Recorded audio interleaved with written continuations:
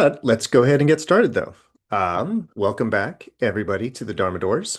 I'm MC Owens, and this is the San Francisco Dharma Collective. And tonight we're going to read another sutta. So we are moving on to the auspicious Sutta number 108, only auspicious because of the number. But this is going to be the Moggallāna Sutta. If you were here 2 weeks ago, because there was no Dharma Doors last week, but if you were here 2 weeks ago, we read Sutta number 107, and that was the accountant or the mathematician, also named Moggallāna. And so today is a different person by the same name of Moggallāna, but this is the Gopakamoggallāna. And a Gopaka is like a guardian, so like a sort of a security guard type of a thing.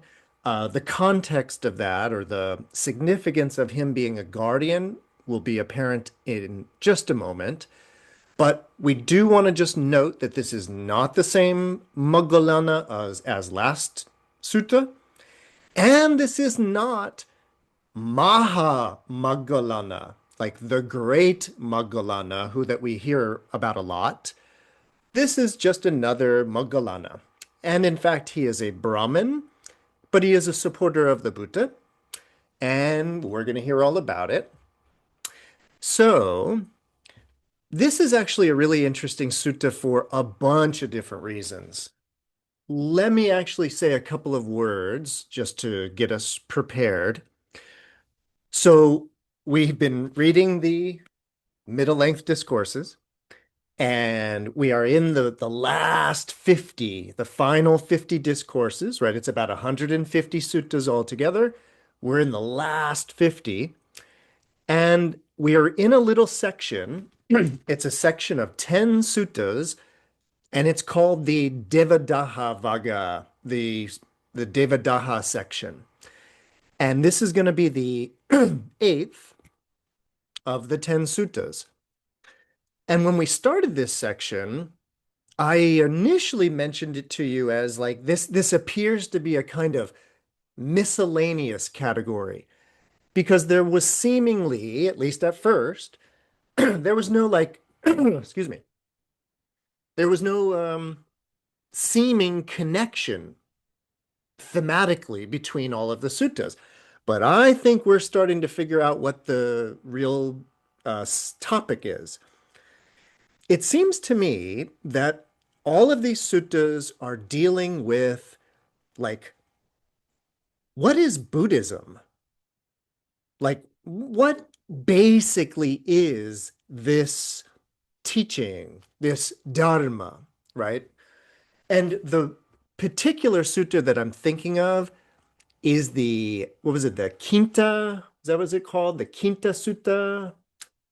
The Kinti Sutta.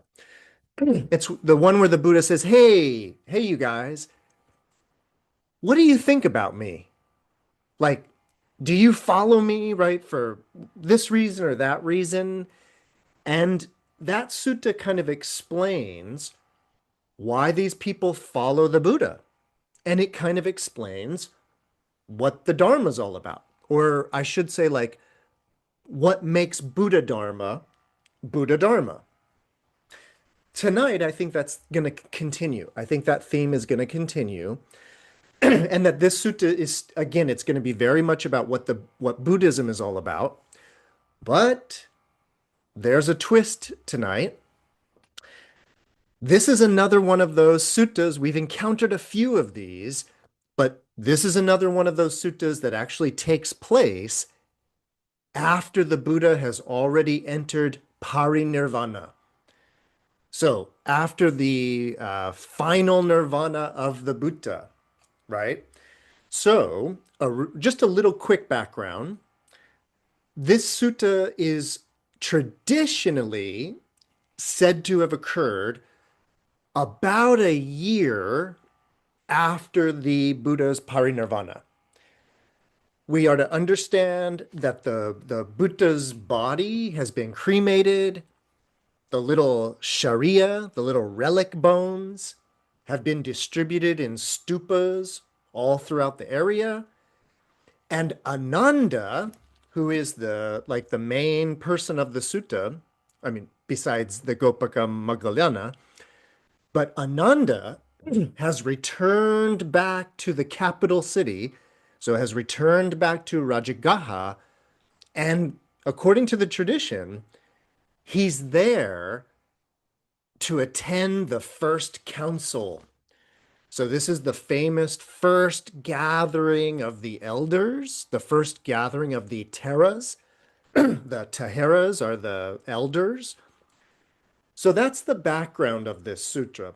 And the most important part about what I just mentioned is this idea that the Buddha has entered parinirvana. So the Buddha's kind of gone in that way. So that's the background. But let's look at it really quickly because I want to mention something. So here's how it starts. Thus have I heard. On one occasion, the Venerable Ananda was living at the capital, Rajagaha, in the bamboo grove, the squirrel's sanctuary, not long after the Blessed One had attained final nibbana, or parinirvana. Section 2. Now, on that occasion, King Ajatashatru, Vediputta of Magadha, being suspicious of King Pajota, King Ajatashatru was having Rajgaha fortified.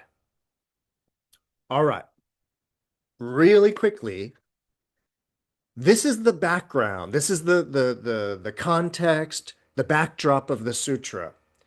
It's a year after the Buddha's died. And King Ajatashatru, the king of the area, is fearful that this other king, King Pajata, is going to invade. And so he's having the capital city fortified. All right. Now, some people, of course, read suttas like very literally, as if they are just historical documents. And if you were that kind of a person, you might go digging around for historical records that took place a year after the Buddha died, and you would be looking for historical records of the time when King Ajatashatru was fortifying Rajgraha in anticipation of a battle. And you could do that and try to find what you think is the actual historical moment when this sutta takes place. But if you did that, I think you would miss something entirely. And what it is so that's the literal historical way to read the sutta, that this is when it took place. But as you know, if you've been coming to Dharma doors, I like to read suttas or sutras more allegorically. And so the allegory is about this idea that the founder, the Buddha, has passed away, and we've seen other suttas talking about how, like this happened when the Niganta Nataputta died. So when the leader of the other group of Shramanyas, the Jains, when the leader died, the Jains or the Nigantas, they started to fall apart. They started to bicker, they started to argue with each other. And so the teachings of the Nigantas sort of started falling apart after the Niganta Nataputta died. So the allegorical context of guarding the city from falling to attack, it's an allegory for guarding the Dharma so that it doesn't fall to attack and fall apart after the Buddha has died. That's how I would suggest reading this. So this is an allegory about guardianship. Now, having said that, let's pay attention to the allegory of guardianship, like as it plays out. So,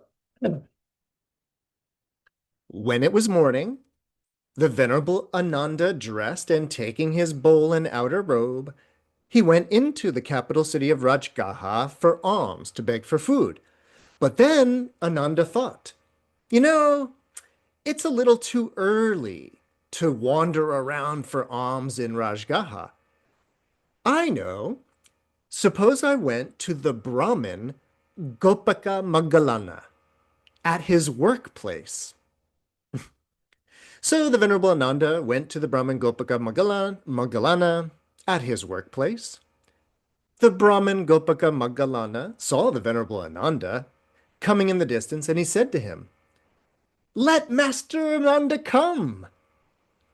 "Welcome, Master Ananda.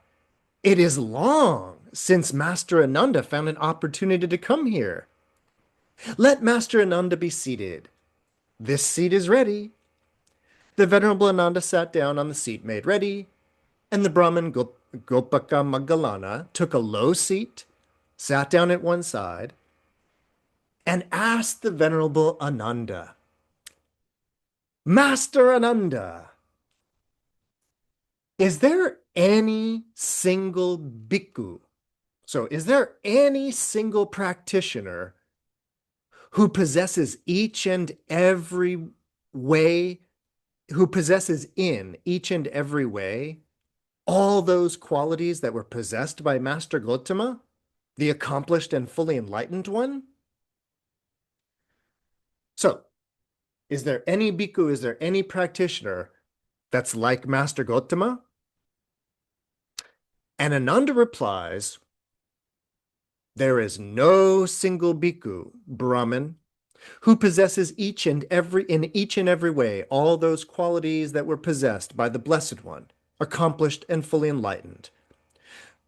For the Blessed One was the arouser of the unarisen path, the producer of the unproduced path, the declarer of the undeclared path. He was the knower of the path, the finder of the path, the one skilled in the path. But his disciples, they now abide following that path, and they become possessed of it afterwards." So, that's the difference, according to Ananda, between all the bhikkhus and the Buddha, Gotama. So that's question number one with Moggallāna. But this discussion between the Venerable Ananda and the Brahmin Gopakamoggallāna was interrupted.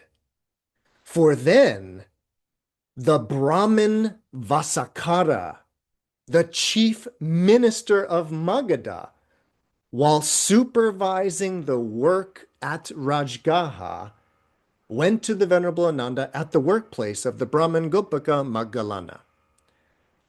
So this is the Gopakamoggallāna's boss. And the boss, Vasakara, he is overseeing the fortifying of the capital. All right. And our Gopakamoggallāna is, of course, going to be a guardian of the fortified city. So his boss shows up.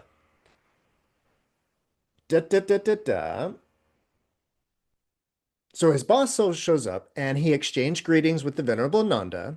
And when this courteous and amiable talk was finished, he sat down at one side, and he asked the Venerable Ananda, "For what discussion are you guys sitting together here now, Master Ananda? And what was your discussion here that was interrupted?" Brahman. The Brahmin Gopakamoggallāna, he asked me, Master Nanda, is there any single bhikkhu who possesses in each and every way all those qualities that were possessed by Master Gotama, the accomplished and fully enlightened one? And I replied to the Brahmin, there is no single bhikkhu who possesses in each and every way all those qualities that were possessed by the Blessed One, the fully accomplished and enlightened one. For the Blessed One was the arouser of the unarisen path, the producer of the unproduced path, the declarer of the undeclared path. But his disciples now abide following that path, and they become possessed of it only afterwards. This was our discussion that was interrupted when you arrived.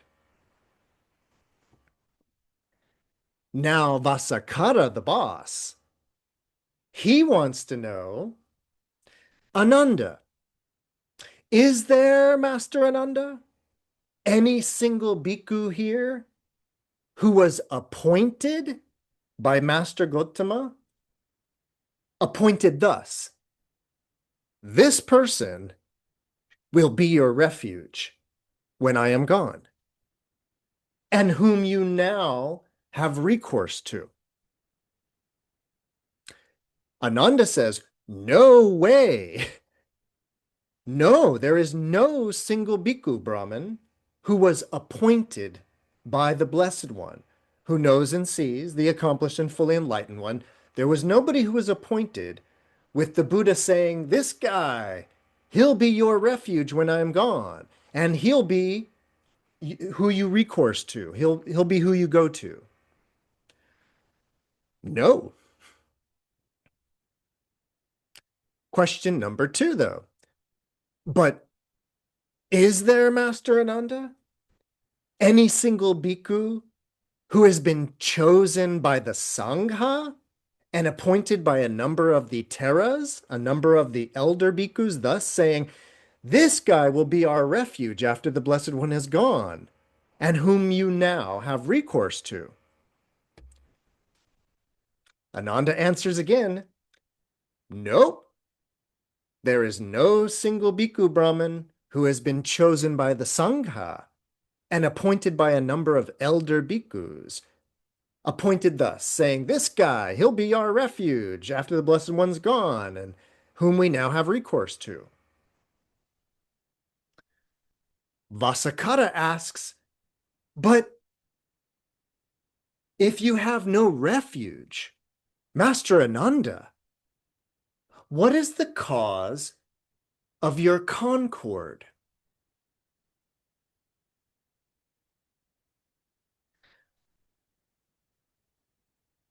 And just really quickly, the answer, and then I want to mention something. Ananda says, hey, no. We are not without a refuge, Brahmin. We have a refuge. We have the Dharma as our refuge. Okay, so these questions coming by Vasakara, right? These are questions about leadership and authority after the Buddha has passed away. And so his first question was, so did the Buddha appoint a successor? Right? Just to put it simply. And Ananda says, nope, the Buddha did not appoint a successor. Oh, so did you guys get together after he died? And did the Sangha get together and appoint a successor? And Ananda says, nope, the Sangha did not get together afterwards and appoint a leader. So then the guy says, so you guys are lost. You don't have a refuge. And Ananda says, no way, Jose. We have a refuge. And now I want to share with you, Ananda is in many ways quoting from one of the major suttas of the Digha Nikāya, so the long discourses of the Buddha. Sutta number 16 in the Digha Nikāya is the famous Parinibbāna Sutta. So it's a very, very long sutta. It's one of the big ones. And it's the long story of the Buddha passing away.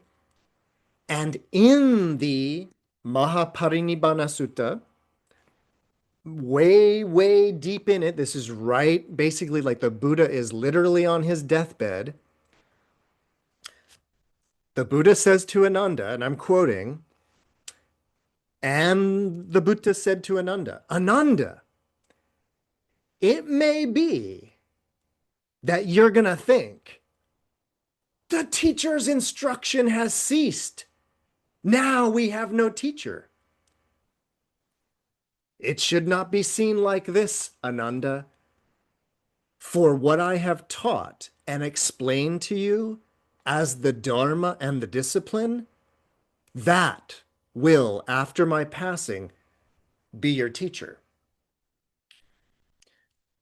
So that is from the Buddha's mouth. That's the words of the Buddha that he's saying, after I'm gone, the Dharma will be your refuge. And that is what Ananda is quoting. That's why Ananda is saying, no, we have a refuge. The Buddha told us the Dharma will be our refuge. The Dharma will be our teacher. So I do want to mention really quickly, just for fun, the very, very last little thing I read in, I guess it's section 9, if you happen to have this version. When Vasakkara, the Brahmin, says, but if you guys don't have any refuge, what's the cause of your samgraha? So this word, samgraha, and that's the Sanskrit. I'm not exactly sure the Pali pronunciation. It's the same word in the Pali, though. And it's this word for harmony or concord, right? Versus discord, right? Concord. And this idea of harmony is really important to Buddhism, like especially the Sangha. Like that is the heart of the Sangha, is that kind of harmony.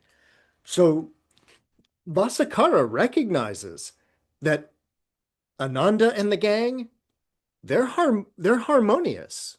And yet their teacher, the leader, has died. So he is kind of surprised that they still have such harmony, even though the Buddha has passed away. And that's where, again, Ananda says, no, we do have a refuge. We have the Dharma as our teacher, as our refuge. Now, Vasakkara says, everybody doing okay out there? Vasakkara says, but wait a second. When you were asked, is there, Master Ananda, any single bhikkhu who was appointed by Master Gautama? This guy will be your refuge. You answered, nope, there's no single bhikkhu that was appointed by Master Gautama. And when you were asked, is there, Master Ananda, any single bhikkhu who has been chosen by the Sangha and appointed by a number of elder bhikkhus, saying this guy will be your refuge? You answered, no, there is no such single bhikkhu.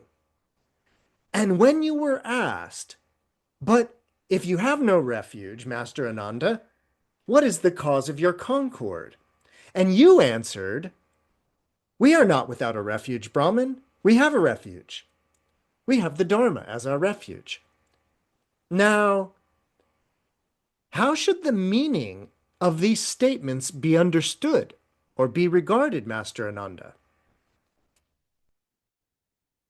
And Ananda said, Brahman, the Blessed One knows and sees, accomplished and fully enlightened.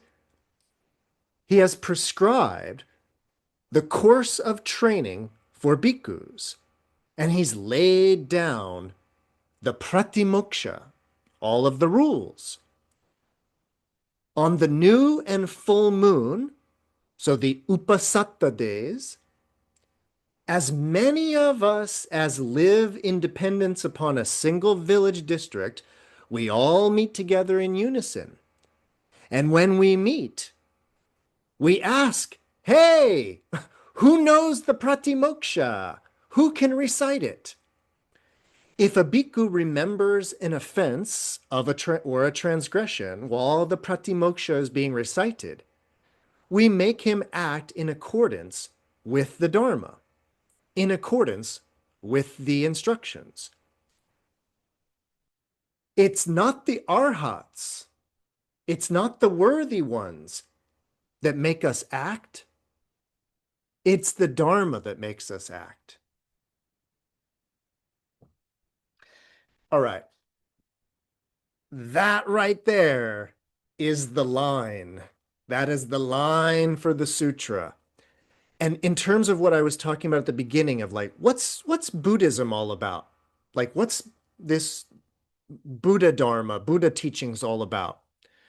Well, one aspect is this idea that it's not the arhats that make us act. It's the Dharma that makes us act. That is deep. That's really, really profound, especially if you think about it from, in many ways, like any organizational point of view, whether it's a religion or not. It's this idea of like having these, these guardians, if you will, right? But having, the arhats, the elders, and the idea that they're kind of keeping it together. And so the idea that we students, we're going to follow the rules, we're going to act in accordance, but because of them. And Ananda's saying, no, no, no, we don't act this way because of them. We act this way because of the Dharma. So for me, that is the line of the sutta. So everybody okay, by the way, with that little quick description of the Upasatta, right? We've talked about this before. This is very much a part of the Buddhist tradition, has always been a part of the Buddhist tradition, that on the new moon and the full moon, everybody gets together. Somebody recites all 250, sometimes there's a few more, sometimes a few less, but all 250 rules are recited. And then, if at any moment somebody has broken one of those rules, that's the time for them to say, hey, everybody, rule number 137, I broke rule number 137. And then, if somebody broke the rule, we would go to the Dharma and we would say, well, the punishment for breaking rule number 137 is that you have to be removed from the Sangha for 1 week. That's the rule.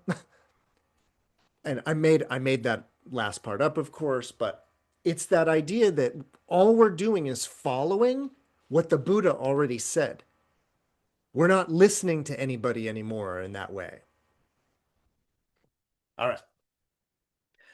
By the way, if we are really studying this sutta tonight, I want to remind you there's a little, I would call it like a little hidden structure to this sutta. What it is it's helpful to remember that Buddha Dharma, the teachings of the Buddha, are always sort of divided into three categories: Shila, the morality; Prajna, the wisdom; and Samadhi, the meditation. So Buddhism as a tradition is one part morality, one part wisdom, one part meditation. Yeah. And that threefold structure of the Dharma, it's hidden inside this sutta. And what I mean is that we just discussed Shila. We just discussed morality. So after the Buddha has passed away, morality or the discipline is maintained by everybody getting together twice a month, reciting the rules, and then following them in terms of if somebody has broken them, what do we do? So that's the Shila portion of the sutta. Everybody doing okay with that? Excellent. Next up, I'm on section 11. This is Vasakara again. Remember the boss guy, the boss Brahmin? And he says, is there, Master Ananda, any single bhikkhu whom you now honor, respect, revere, and venerate, and on whom you now live in dependence, honoring and respecting them? And Ananda says, yep, there is. There is a single bhikkhu Brahmin whom we now honor and respect and revere and venerate, on whom we live in dependence, honoring and respecting them. But Vasukana's like, well, no, no, no, no, no, no. Wait, wait, wait. But when you were asked, like a moment ago, is there, Master Ananda, any single bhikkhu who was appointed by Master Gotama? You answered no. And when you were asked, is there, Master Ananda, any single bhikkhu who's been chosen by the Sangha? You answered no. And when you were asked, is there, Master Ananda, any single bhikkhu whom you honor, respect, revere, and venerate, and on whom you live in dependence, honoring and respecting them? You answered yes. You answered that there is such a single bhikkhu whom we now honor, respect, and live in dependence on, honoring and respecting them. Now, how should the meaning of these statements be regarded, Master Ananda? And Ananda says, there are, Brahman, 10 qualities inspiring confidence that have been declared by the Blessed One who knows and sees, accomplished and fully enlightened. When these 10 qualities are found in anyone, so when these 10 qualities are found in anyone among us, we honor, respect, revere, and venerate them, and we live in dependence on them, honoring and respecting them. What are those 10 qualities, you may ask? Number 1, here, Brahman, a bhikkhu is virtuous, dwelling restrained within the restraint of the pratimoksha rules. They are perfect in conduct and resort, and they see fear in the slightest fault. They train themselves by undertaking the training precepts. So such a person is worthy of respect, is honored and worthy of respect. Somebody who follows all the pratimoksha rules. That's just number 1. Number 2, who do we honor and respect? Well, the one who has learned much, remembered what they have learned, one who consolidates what has been learned. Such teachings are good in the beginning, good in the middle, and good at the end, with the right meaning and the right phrasing, and which affirm the holy life, which is utterly perfect and pure. Such teachings as these, they have learned much, remembered, mastered verbally, investigated with the mind, and penetrated well with view. So now we are deep in the second category of the Dharma, which is prajna, the wisdom. So this is the Dharma in that sense. So number 2 is about studying the Dharma, knowing the Dharma. Number 3, the number 3 thing that makes someone worthy of respect and honor, it is somebody that's content with their monastic robes, content with alms food, content with whatever resting place, and content with just receiving the basic medicinal prerequisites. So a meager life. That's the third quality of somebody worthy of respect. Number four, what kind of person is worthy of honor and respect? The kind of person who obtains at will, without any trouble or difficulty, the four jhanas, which constitute the higher mind and provide a pleasant abiding right here and right now. So, the type of person who easily enters jhana is worthy of honor and respect, as well as that person who is meager, learned, and moral.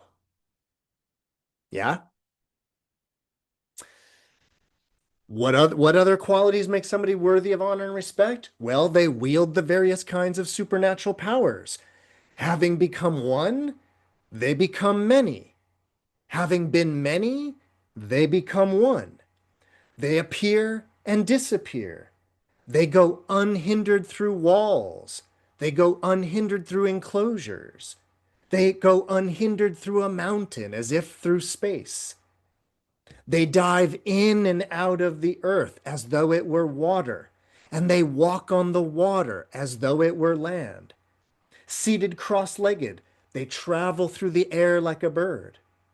And with their hand, they can stroke the sun and the moon as mighty as they are. And this person wields bodily mastery even up to the Brahma heavens. Such a person is worthy of honor and respect. In addition to that, who's worthy of honor and respect? The person who has developed the divine ear, which is purified and surpasses the human ear. They hear both kinds of sounds, which is to say, heavenly or divine sounds and human sounds, those which are far away and those which are near. That's another quality of somebody worthy of respect, cultivating the divine ear.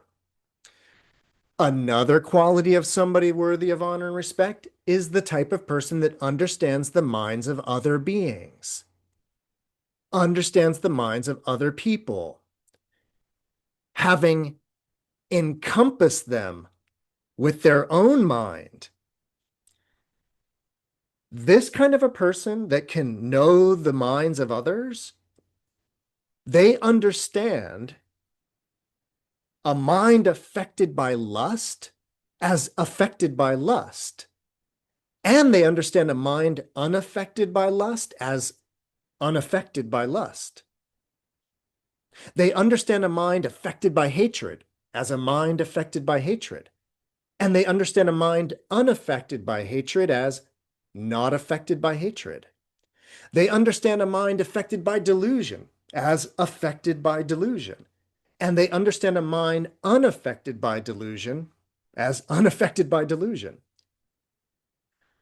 They understand a contracted mind. They understand a distracted mind. They understand an exalted mind as exalted. They understand a surpassed mind as surpassed, and they understand an unsurpassed mind as unsurpassed. They understand a concentrated mind in samadhi as a concentrated mind in samadhi, and an unconcentrated mind they understand as an unconcentrated mind. And they understand a liberated mind as liberated, and an unliberated mind as not liberated. That is the seventh quality of one worthy of honor and respect. Any questions about reading the minds of others? Just a quick little side note on reading the minds of others.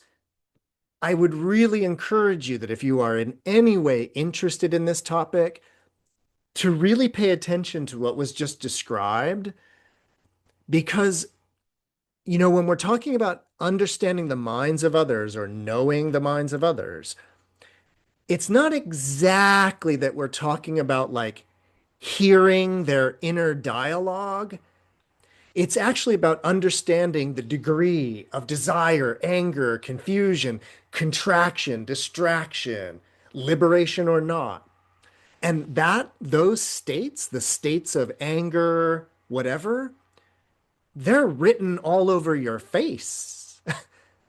So this is not about penetrating into the mind, it's about knowing the minds of others. So just a little commentary on that. By the way, that was the seventh of the 10 qualities that make one worthy of honor and respect. These should all be sounding very familiar to us, by the way, right? These are kind of the standard developments in that way. As soon as you get good at jhana, you start developing supernatural powers, divine ear, ability to know the minds of others. Number 8, the ability to recollect manyfold past lives. That is one birth, two births, up to hundreds and thousands of births, knowing everything. And this is, of course, abbreviated here, so I'm just filling in the blanks. But knowing the past lives is about knowing what your name was, where you lived, what you ate, how you died, where you were reborn, what made you happy, what made you sad. All of that is described as knowledge of the recollection of past lives. So that's quality number 8. Quality number 9 is the divine eye. And with the divine eye, which is, of course, purified and surpasses the human eye, one sees beings passing away and then being reborn, either inferior or superior, fair or ugly, fortunate or unfortunate. And this person understands how beings pass on according to their karma. So that's number 9. And the 10th quality of somebody worthy of honor and respect, no matter who they are, the 10th quality is by realizing for themselves with direct knowledge, they right here and right now enter upon and abide in the deliverance of mind and deliverance by wisdom, which are taintless, with the destruction of the taints. So, those are the 10 qualities. And again, that's sort of the Dharma. That's the wisdom right there. Like all of those supernatural powers, super knowledges, that's all prajna stuff. That's what makes one worthy of honor and respect. Any questions about those 10 qualities? Again, we've heard them a lot in Dharma doors. We've been through them. All right. But now, let's hear Vasakara. I think this is Vasakara. And he says, or Ananda, I should say. Ananda says, these Brahman are the 10 qualities inspiring confidence, which have been declared by the Blessed One, who knows and sees the accomplished and fully enlightened one. When these qualities are found in anyone among us, we honor, respect, revere, and venerate them, and live in dependence upon them, honoring and respecting them. When this was said, the Brahmin boss, Vasakara, the minister of Magadha, said to General Upananda, so now the boss's boss. This is the general, the major guardian of Rajagaha. And so when all of this was said, Vasakara says to the general, what do you think, general? When these worthy ones honor one who should be honored, respect one who should be respected, revere one who should be revered, and venerate one who should be venerated, surely they honor one who should be honored. Surely they revere one who should be revered. Surely They venerate one who should be venerated. For if these worthy ones did not honor, respect, revere, and venerate such a person, then whom could they honor? Whom could they respect? Whom could they revere and venerate? And on whom could they live in dependence, honoring and respecting? All right. So that kind of makes sense there. Especially, I would like it to, I hope it makes sense in the context here of like the Sangha moving forward after the Buddha has passed away in that sense. So the leader is gone. How how do we keep this from falling apart?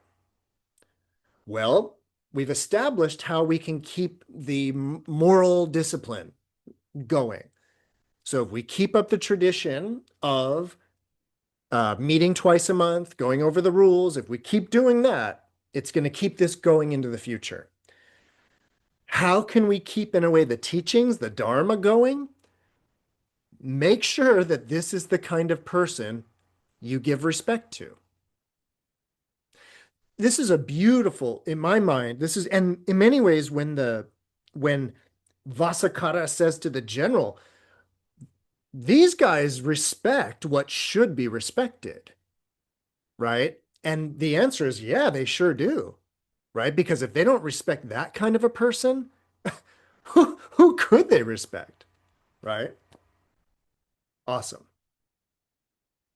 Okay, so we've done now the Shila and we've done the Prajna.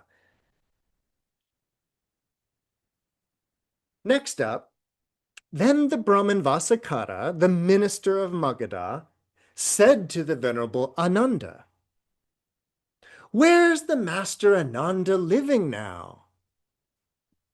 "Now I am living in the bamboo grove, the squirrel sanctuary." And Vasakara says, "I hope, Master Ananda, that the bamboo grove is pleasant, quiet, and undisturbed by voices, with an atmosphere of seclusion, remote from people, favorable for retreat." "Indeed," Ananda said, "indeed, Brahman, that bamboo grove, it is pleasant.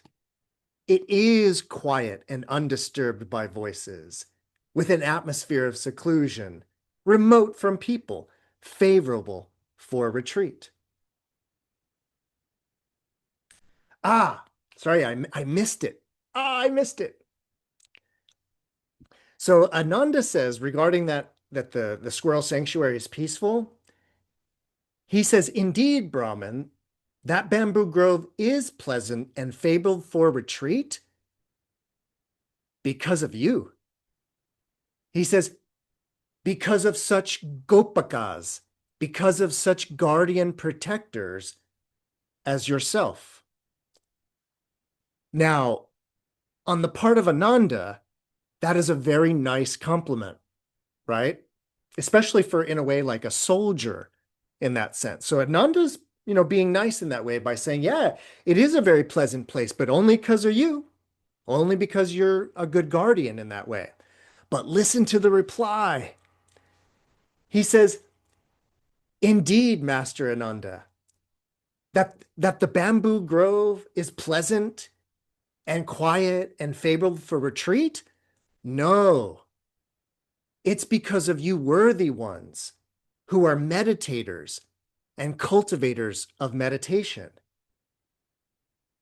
You worthy ones are Jahanis or Jahanikas." So I want to mention this because it took a long time this morning trying to figure this out. If you're reading the wisdom version of this, everywhere where it uses the word meditation, they're using the word jhana, like the four jhanas. And they turn the term jhana into a practitioner of jhana. I believe it's a jhanika or something along those lines. I'm not going to go dig around and grab it. So that's what's being spoken about here. And again, Vasakara is being very nice by saying, no, no, no. It's quiet and secluded, not because of me, the guardian.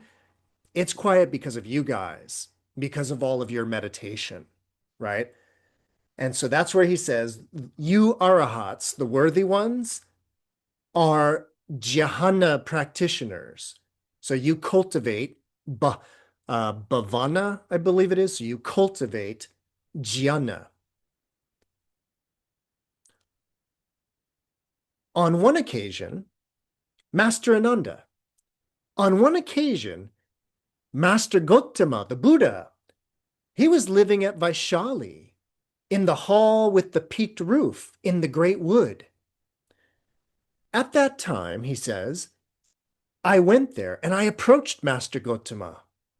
And in many ways, he gave a talk on jhana, on meditation. Master Gautama was a meditator, a jhana practitioner, a cultivator of jhana. And Master Gautama, he praised every kind of jhana.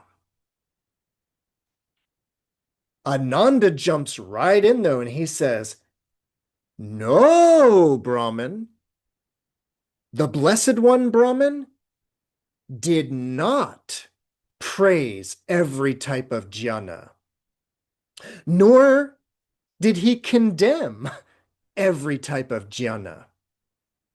What kind of jhana, what kind of meditation did the Blessed One not praise? Here, Brahman, let's just say, let's say someone abides, meditates, with their mind obsessed by sensual lust, by sensual pleasure, by kama. Let's say they abide, obsessed by sensual pleasure, the prey of sensual lust, and they do not understand, as it actually is, the escape from arisen sensual lust. While such a person harbors such mental lust within, they meditate, they premeditate, they out-meditate, and they mismeditate. So we're going to pause there. This section that we're in right now is a very interesting version of the 5 hindrances. So this came up in the last sutta. It's been coming up more and more recently. So the 5 nivaranya, the 5 coverings, these are the 5 things that cover and obstruct the mind. And Ananda is saying, no, the Buddha did not kind of celebrate every kind of jhana, because there's a type of jhana where you basically lean into your sexual fantasies and you kind of get absorbed in them in a kind of a jhana way. And Ananda saying that type of meditation the Buddha did not support in that sense. And I just want to share it with you really quickly. This is a very funny little phrasing where he says, if somebody's doing it that way, if they're meditating that way, they meditate, they premeditate, they out-meditate and mismeditate. I read a whole long thing about that. It's actually very funny. It's a bunch of like funny, what we would call neologisms, just like made up terms in that way.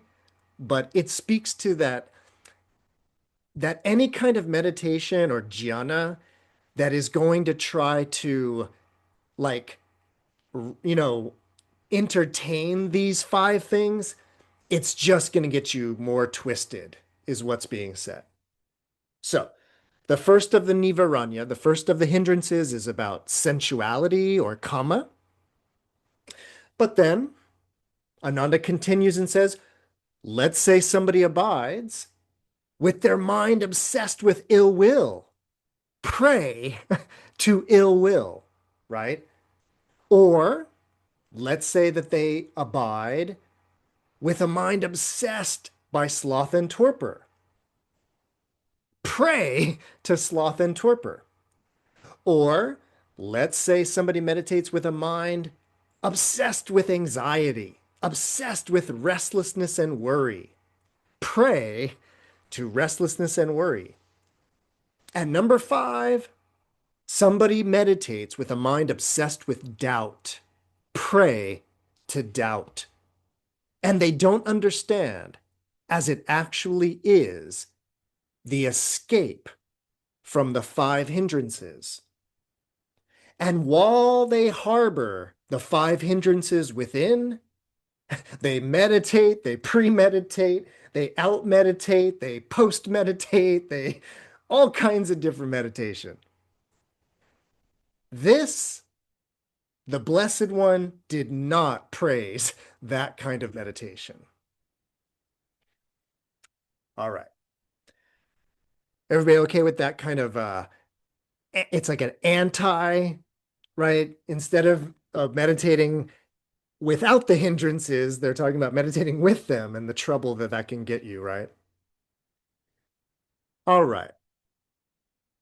So then, really quickly, let me get my, yep. So Vasakara then says, or I guess Ananda says rhetorically, and what kind of meditation did the Blessed One praise? Here, Brahman, quite secluded from sensual pleasures, secluded from unwholesome states, one enters upon and abides in the first jhana, which is accompanied with applied and sustained thought, with a rapture and a pleasure born of seclusion. Then, by the way, I'm over on page 876, if anybody wants to read the whole thing with me. So, then, with the stilling of that applied and sustained contemplative thinking, right? So with the stilling of applied and sustained thought, one enters upon and abides in the second jhana, which has self-confidence and singleness of mind without applied and sustained thought. Oh yeah, with a rapture and a pleasure, but now that rapture and pleasure are born of concentration. With the fading away as well of rapture, one abides in equanimity and mindful and fully aware. Oh yeah, still feeling pleasure with the body. One enters upon and abides in the third jhana, on account of which the noble ones always say, one has a pleasant abiding, the one who has equanimity, who is mindful. And then, with the abandonment, with the relinquishment of pleasure and pain, and of course, with the previous disappearance of joy and grief, one enters upon and abides in the fourth jhana, which has neither pain nor pleasure, and a purity of mindfulness due to equanimity. Jumping back over. The Blessed One praised that kind of jhana. Vasakara says, it seems to me, Master Ananda, that Master Gotama censured that kind of jhana that should be censured. And he praised that kind of jhana that should be praised. And now, Master Ananda, we depart. We are busy, and we've got a lot to do fortifying Rajgaha. You may go, Brahmin, at your own convenience. Then the Brahmin Vasakara, the minister of Magadha, having delighted and rejoiced in the Venerable Ananda's words, rose from his seat and departed. Then, soon after he had left, the Brahmin Gopakamoggallāna said to the Venerable Ananda, Master Ananda has not yet answered what we asked him. Did we not tell you, Brahmin? There is no single bhikkhu Brahmin who possesses in each and every way all those qualities that were possessed by the Blessed One, accomplished and fully enlightened. For the Blessed One was the arouser of the unarisen path, the producer of the unproduced path, the declarer of the undeclared path. He was the knower of the path, the finder of the path, the one skilled in the path. But us disciples, we now abide following the path, and we become possessed of it only afterwards.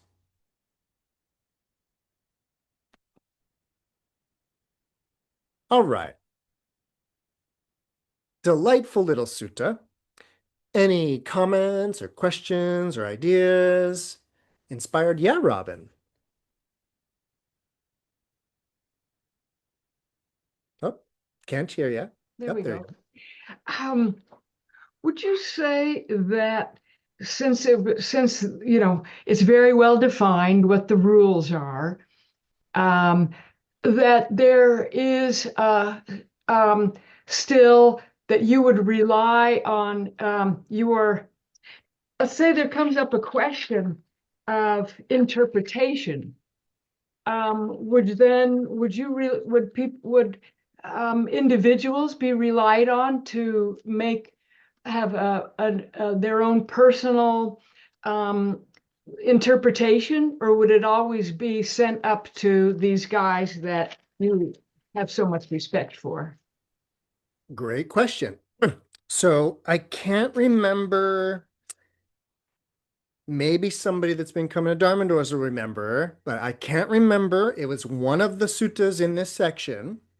I'm kind of looking through really quickly, but I can't find it.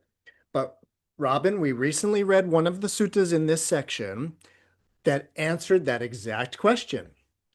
And if I remember correctly, just off the top of my head, it was the one where it was about that if two people are arguing about how to interpret something, that we should get everybody together, lay out, basically recite all of the rules, and hopefully by doing that, it'll be obvious who's sort of right and who's wrong. But then it says, if they're still arguing, you go get a larger sangha, like you would go to like a bigger town, and you would bring the debate to them, and they would spell out, lay out the Dharma, and go through the whole thing. So there was a sutta that totally addressed this. Yep. Sorry, I can't remember which one off the top of my head, but it was in this section. Great question, though. And I think Robin's question actually really speaks to the different suttas in this section and like the way that they fit together. Noe, and then Ophir, maybe? Noe. Okay, thank you, Michael. What a great reading. A lot of questions arise for me because in the practice that I've been in, they really depend on the idea of lineage, and they go back to that idea in the Soto Zen tradition and in that Zen tradition of lineage. And here it says no, lineage was given. And they turn, he turned the flower, blah blah blah, and they also, I saw that a little bit here, to venerate those, of course, those that are worthy of veneration of those who have followed those rules of this and that. But I see a shortening of that, a cut through that, where it's just, well, I'm the master. I have my garments and my robes and this and that, and you must, I'm worthy. They don't say this, but it's implied, unfortunately. Mhm. So I'm a little upset, just a little bit. I love this sutta, and I'm not going to argue with my friends. They are good friends, and I'm not going to argue with the Sangha, but I'm Don't going to do keep this in my pocket because this is my journey, and or this is the path that I'm on. that. Mhm. I hear you, Noe. Thank you. I hear you. Couple of things about that, though. So once again, I hear you. I hear you. So there's that. Now, one of the things that I want to say, and again, no, I don't have much more to say about that. We know that those lineages exist, and we know that that type of Buddhism is out there.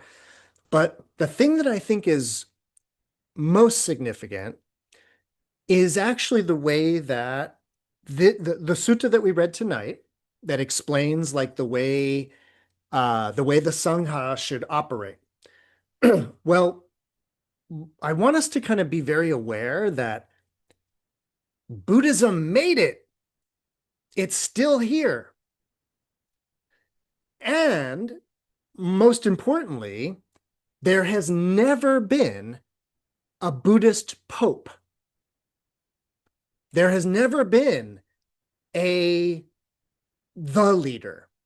Yes, Noe, there's lineages, but every one of the Soto lineages, every one of the Rinzai lineages, every one of the Obaku lineages, every lineage traces itself back to the Buddha.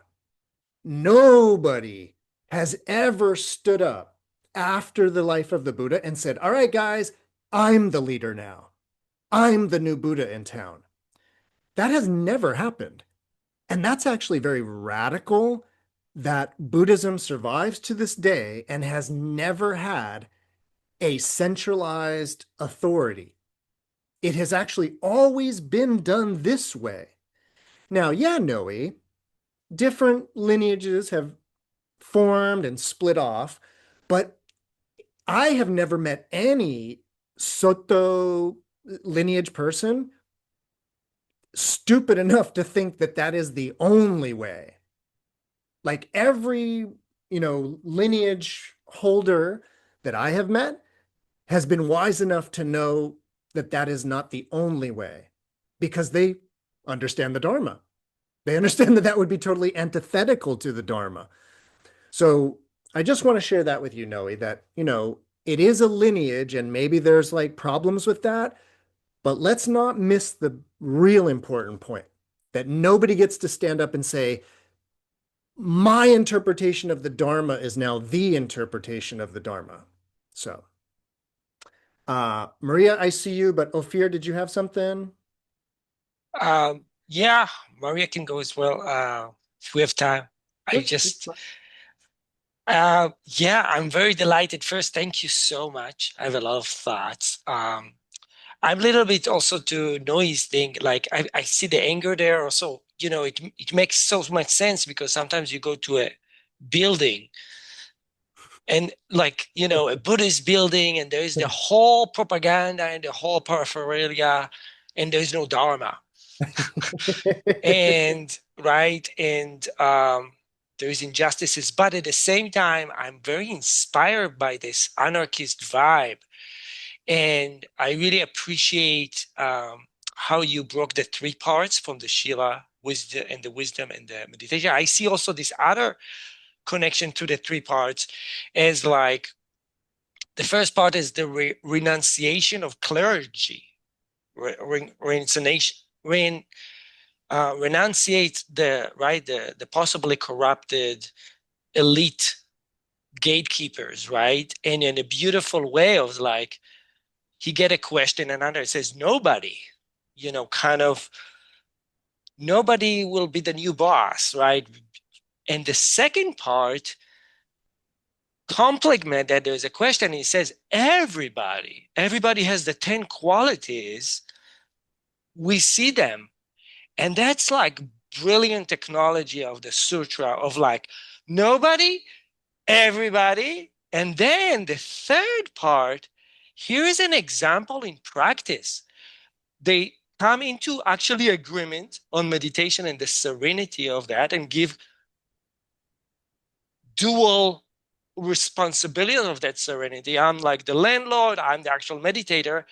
But then he flips it as like, no, no, no, this is the right view, the wrong way of doing it. It wasn't the correct way of meditation. Here's an example of how it can be corrupted so easily. A Mm. leader with your intentions, good intention, could meditate on the wrong thing. That's why we are almost an example of renunciation of possible corruption, which we see in this world right now. We see the right and the wrong mindfulness. Right now, there is so many wrong mindfulness there. There is actually a anti-meditation movement of people who are like, you need to renunciate mindfulness because it became corporated, and it's really interesting. So this sutra is should it's amazing how it's relevant and how you explained and it taught us to it, because again, as we say a lot, without these guidances, it's all Chinese, as they say. It's true. Okay, I'm done talking. Maria, take it away. Oh, excellent, excellent comments, Ophir. Really nailed the sutta. Thank you for that. Maria.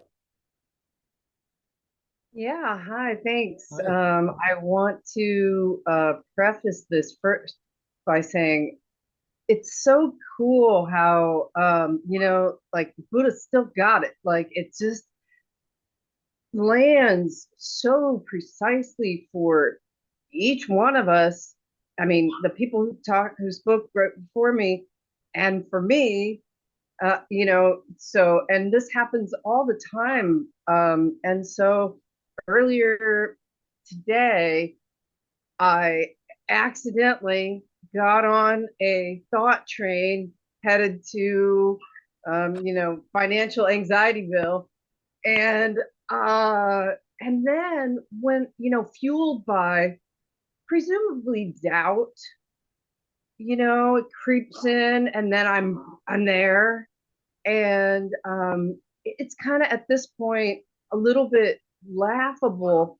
When I realized it, I immediately got off and I I sort of just thought about it, and I had to really like laugh at myself a little bit because I'm really like doubting in the face of the entire Buddhist tradition and like all of these people who over the course of thousands of years have been doing this, and who came and saw and that it worked for them, right? And then in the context of this sutra, like, oh, and it's a practice, it's a path that has stood the test of time with no leader.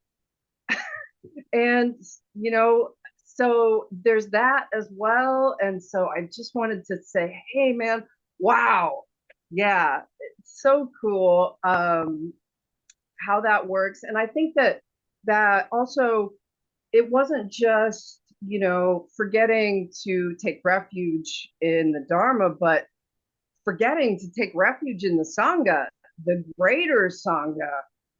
And that should eliminate any doubt, or quickly squelch it. So yeah, thank you. Amazing, Maria. Amazing metaphor. The train, the train metaphor is amazing. Yay. No. Hi everyone. Sorry, Hi. I'm on dark. It's boy, all these comments have been so inspiring. I'm kind of thinking one thing and another, and one is A little bit response to what Noe was saying, and then I'll have the counterpoint. But the in the sutra, if I understood it correctly, Ananda is saying we don't follow any one person, but we do follow the person who we see is actually understanding the Dharma and interpreting it correctly, right? And so, I mean, I do think that's in defense of lineages or something. I mean, there is this idea that, there's a teacher who figured it out and then they found a student and that student seemed to have figured it out too. And so they said, yep, this one's figured it out. But as we know, these things get corrupt, right? Someone gets anointed as having figured it out and then they screw up and they still got the anointment. So that's already one thing and it's counter, but then just something personal. I think most of you know I've been on the board of the Dharma Collective since it started, and we and maybe not everyone knows we sort of arose from the ashes of an organization where the leader was corrupt, and so we made this collective that was without a leader, and it's both incredibly powerful and sometimes it's hard. It's hard sometimes to not know what to do and not have someone to turn to and to have to figure it out. And basically we have a little council and we try to figure it out. So it's just really interesting. And there are some Buddhists who give us a little bit of a hard time for not having sort of a certified leader. Um, so yeah, I just wanted to share that since it came up, and since you've been with us from the start too, Michael, as have been other people on this call. Yeah, Hmm. Thanks, Noam. yeah. Yeah, on that note, I just would love to I would love to remind everybody that the line that I find so powerful is that one that it's not the worthy ones, it's not the arhats that make us act, it's the Dharma that makes us act. So the arhats are, they're the people that made it in that way.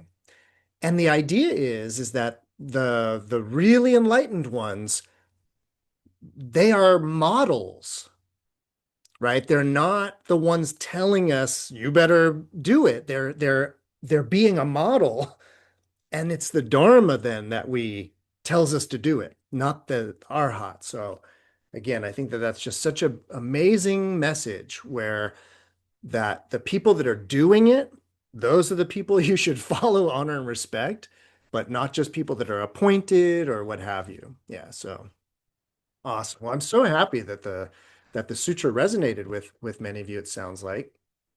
I I like it. Yeah, Robin. You know, like in the church divided from where you would listen to the preacher, or to where you could listen to for the spirit in yourself. Sure. And I think that was what I was kind of relating to. Is there this sort of thing where, like you say, you have Buddha nature within you, and so that you wouldn't always say you would look outward for the answer, but in some instance, for an interpretation, you might look inward and sort of say, um, that the Dharma would be within or something. Mm-hmm. Yeah, Robin, I sort of early in this evening, I'm intentionally decided not to go down a certain road, but your comment makes me I want to at least comment on it. So if we were to go back to sort of the beginning, and it was this idea of the first question from even Moggallāna was, so is there any of you bhikkhus that's like the Buddha, right? That has the qualities of the Buddha? And the answer is, well, no, because he found the path. We just follow it, right? And that indeed is very much a kind of a Hinayana early Buddhist understanding, which is that the Buddha is revered in a special way because he found the path. So that sort of makes him sort of more a little more worthy of reverence. But in the Bodhisattva path that you sort of referenced by bringing up the idea of Buddha nature, in the Mahayana tradition, this idea is actually kind of refuted. And what it is that there's a way in which the Bodhisattva, and it's a little late for this, so this is just going to be a comment, but there's a way in which the Bodhisattva actually discovers the path themselves in a way. And the language, and many of you have studied Mahayana sutras with me, so that there's a certain language that you'll be familiar with. In Mahayana sutras, they talk about bodhisattvas not relying on the teachings of others. The idea is that a bodhisattva uses all of this Dharma and the sutras and all the teachings. A bodhisattva uses all of this, but ultimately there is a level of almost discovering the path anew yourself. And then that is sort of the Buddha nature that Robin was referring to, is every being's ability to discover the path in that way. And that it's not a unique person that needs to do that. Awesome. Yay. Oh, good. Yay, Robin. All right, everybody. Unless there's any other comments, questions, ideas, let's call it a night. So there it is, sutta number 108. We have 2 more suttas in this section. So we will move on to sutta number 109, which I've already kind of took a peek at, and it's a good one. So I hope you can make it next Sunday. Otherwise, of course, as you know, all of these are always online, so you can come back later. Oh, thank you, everybody. Awesome.